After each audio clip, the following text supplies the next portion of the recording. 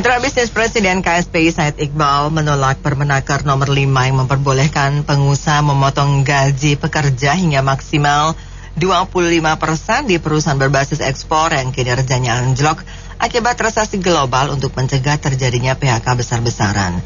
Menurutnya, hal itu melanggar ketentuan UMP.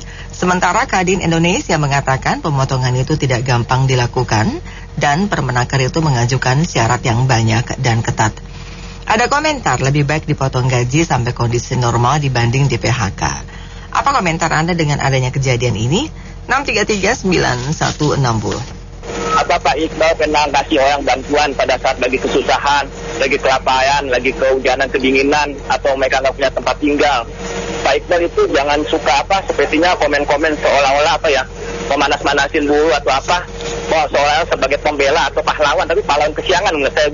Dia bukan seperti Mahatma Gandhi atau Nelson Mandela atau Fidel Castro yang benar-benar berjuang demi masyarakat miskin. Beda dengan mereka. Jadi menurut saya Indonesia jangan mau dibodohi lah. Coba Pak Iqbal jadi pengusaha, bisa ngatasin masalah ekonomi kayak sekarang? Nggak mungkin. Itu satu. Terus yang kedua, kalau bisa Pak Jokowi juga tegas ya. Kalau bisa yang tadinya ekspor itu bisa dikonsumsi di dalam negeri gitu ya. Kayak sepatu, tekstil itu kan bisa maksudnya digunakan di dalam negeri. Kenapa masih import lagi? Maksudnya dialihkan ke dalam negeri supaya jadinya perusahaan-perusahaan ini nggak pada bangkrut gitu. Gitu aja, makasih. Ya menurut saya sampai 20% itu hitungan dari mana gitu loh. Katanya penjualannya turun 50%. Harusnya gajinya diturunin 50% juga dong. Atau jadi ini nggak jelas hitungan 25 itu dari mana gitu loh. Nah itu dia bertabrakan dengan aturan yang lain. Dan nggak menjamin juga saat udah turun 25, masih rugi nih, saya minta 50 dong. Jadi maksudnya jangan istilah ini kan udah nggak ada istilah musyawarah kan. Jadi dia menetapkan peraturan itu menurut dia aja gitu loh. Nah itu harus dijelaskan kenapa bisa 25%. Oke, makasih. Kalau menurut saya sih eksportir korporat di Indonesia itu kan banyak ya, dan saya yakin yang kesulitan likuiditas, artinya karena ada resesi, penurunan dari demand dari luar, itu saya rasa nggak terlalu banyak ya menurut saya. Karena kalau kita bagi-bagi ya komoditi ekspor itu kan ada yang kebanyakan kan yang berkontinuitas gitu, berkelanjutan gitu, kayak Indomie, kayak di sektor makanan itu terus orang makan terus, dan itu di Timur Tengah kuat ya. Nah untuk yang memang ini saya setuju sih sama Permenaker itu dengan kriteria dan persyaratan yang memang jelas-jelas dan itu harus dibantu. Nah saatnya kalau menurut saya nih Menteri Keuangan kita nih Bu Sri Mulyani langsung dong mempris itu dana yang nggak jelas dari PPATK, temuan yang 310 triliun.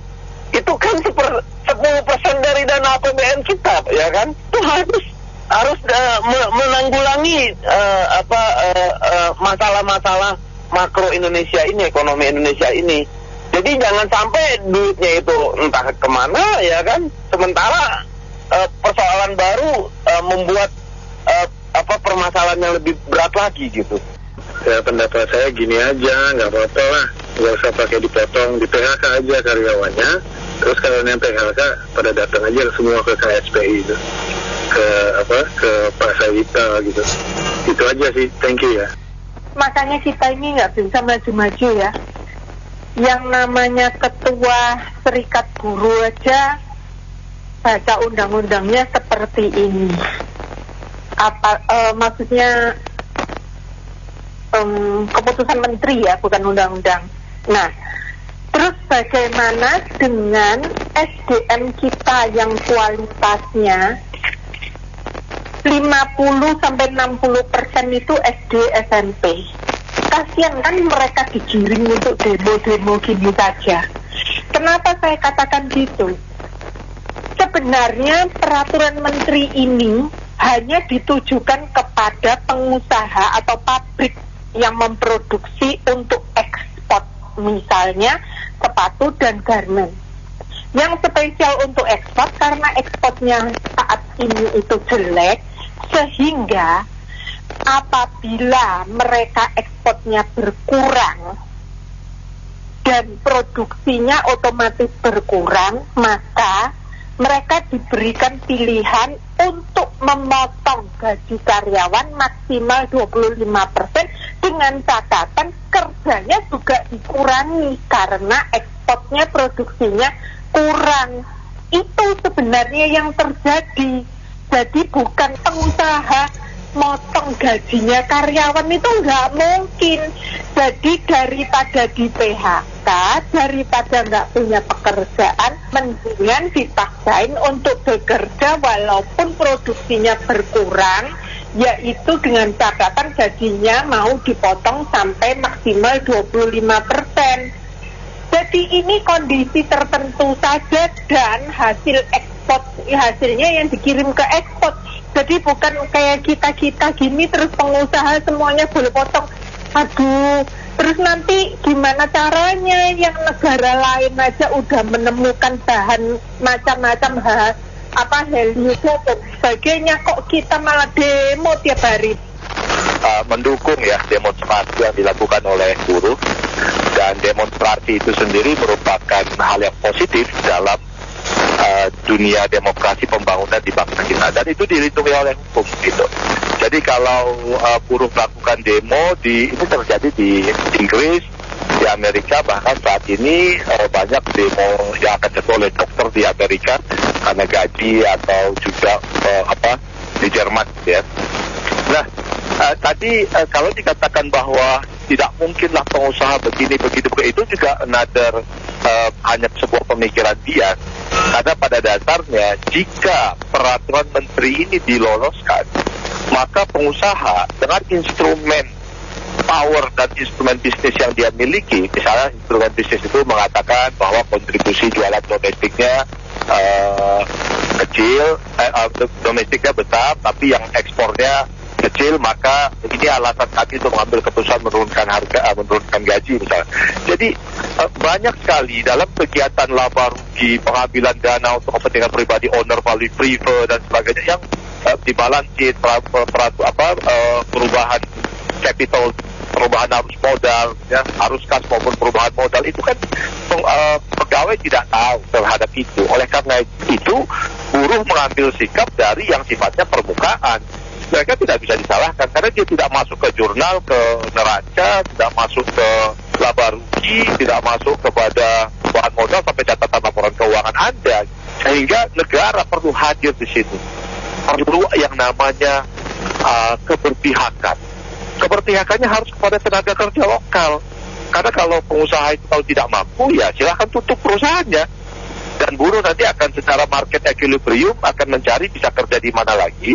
Bayangkan kalau seandainya ada pengusaha yang hidupnya hedonik, diambil dengan prive, dan itu memang hak dia untuk melakukan prive itu, kemudian mengatakan kepada buruhnya atau ke dinas tenaga kerja kota setempat bahwa kami rugi, bisa ekspor seperti itu, dan dia memotong gaji karyawannya. Jadi karyawan itu buruh itu berada pada posisi yang sangat lemah. Dengan peraturan menteri yang seperti sekarang ini menjadi lebih lemah lagi. Jadi ya cukup bagus ya buruh di Indonesia lakukan demo terus, karena selama itu sesuai dengan secara hukum, demonstrasi buruh adalah gerakan yang sangat positif bagi ekonomi bangsa.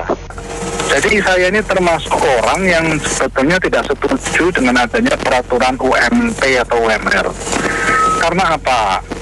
Satu, kondisi perusahaan itu berbeda-beda. Yang kedua, tanpa UMP atau UMR pun itu sebenarnya kan ada kondisi pasar antara market supply dan demand.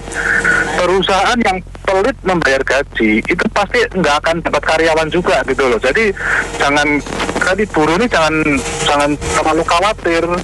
Perusahaan yang pelit-pelit itu dia juga pasti akan sulit dapat buruh. Nanti mereka juga akan bersaing sendiri, memberi upah yang bagus, memberi upah yang layak sendiri. Jadi biarkan kembali ke pasar, nggak usah diatur UMP, karena tiap company itu kondisinya lain-lain ya.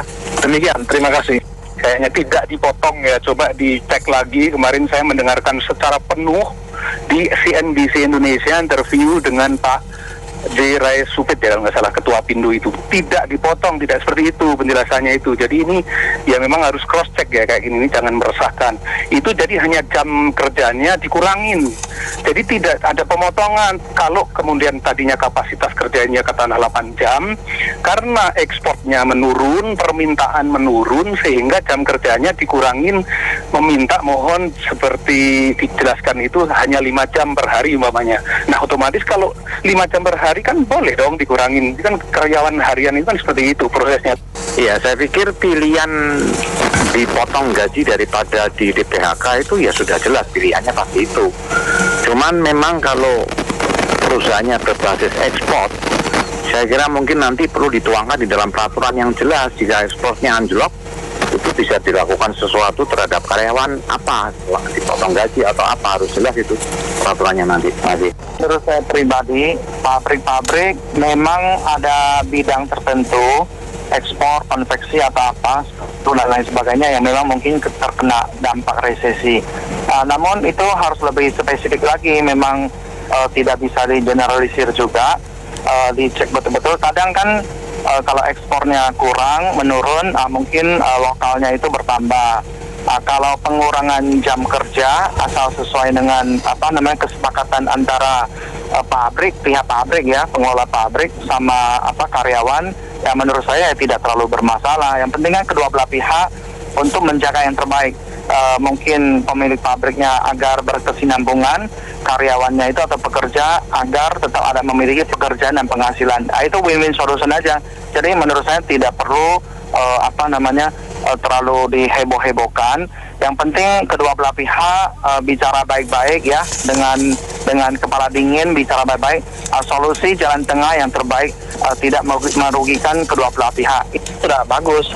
Saya berpendapat kalau ada masalah di dalam suatu perusahaan yang berbasis edukannya ekspor, jalan tengahmu jangan cara memotong gaji ya, tapi coba lebih memperhatikan kesejahteraan pegawai gitu loh, supaya produktivitasnya juga terjaga. Dan menurut Pak Iqbal tadi itu katanya melanggar UMP, ya emang benar kayaknya kalau saya. Ya baiknya sih nggak usah diatur ya. Kalau diatur gitu jadi apa-apa nanti dia beralasan potong gaji karena ini gitu. Mendingan difleksibelin aja, nggak usah diatur. Jadi ya pasti kan sesuai kondisi perusahaan pasti potong gaji kalau memang dia lagi ini bebas, itu aja pasti. Partai Iqbal ini kan sudah bikin partai, ya nggak? Jadi semua juga nggak ada yang benar kalau di mata dia. Dia kalau yang benar adalah kalau dia diangkat jadi Menteri Tenaga Kerja. Jadi semua nggak benar, dia nggak pernah mikirin daya saing Indonesia gimana. Terus daya saing produk, mutunya gimana, nggak pernah bicara peningkatan produktivitas dan kompetensi pekerja. Dia yang ngerecokin cuma upah aja. Ya upah semua juga mau nuntut yang lebih. Nanti sampai komponen minyak wangi juga harus dicantumin dalam komponen upah. Kan begitu dia. Jadi menurut saya dia lebih baik jadi oposisi aja daripada atas nama buruh ya. Nggak benar itu. Makasih. Apa itu KSPI ya? Itu mah bubarin aja. Masa Indonesia diatur-atur sama KSPI? Coba lihat negara maju, Singapura, Tiongkok, Vietnam. Mana ada KSPI ngatur-ngatur pemerintah? Goblok itu. Seperti ini juga ngatur-ngatur dokter. Hancurlah di Indonesia. Semua berobat ke luar negeri. Jadi pemerintah harus pintar-pintar bubarin aja KSPI itu. Makasih. Saya cuma mau ikut-ikutan aja nih.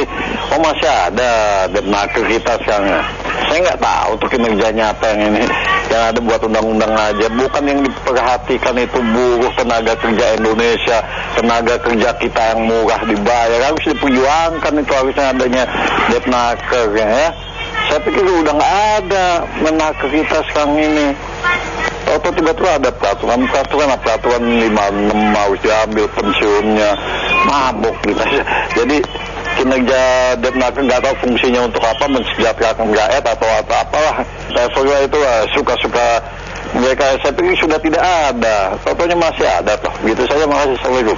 Waalaikumsalam. Terima kasih banyak Anda mitra bisnis yang sudah beropini untuk Businessman Opinion. Saya Nina Amelia.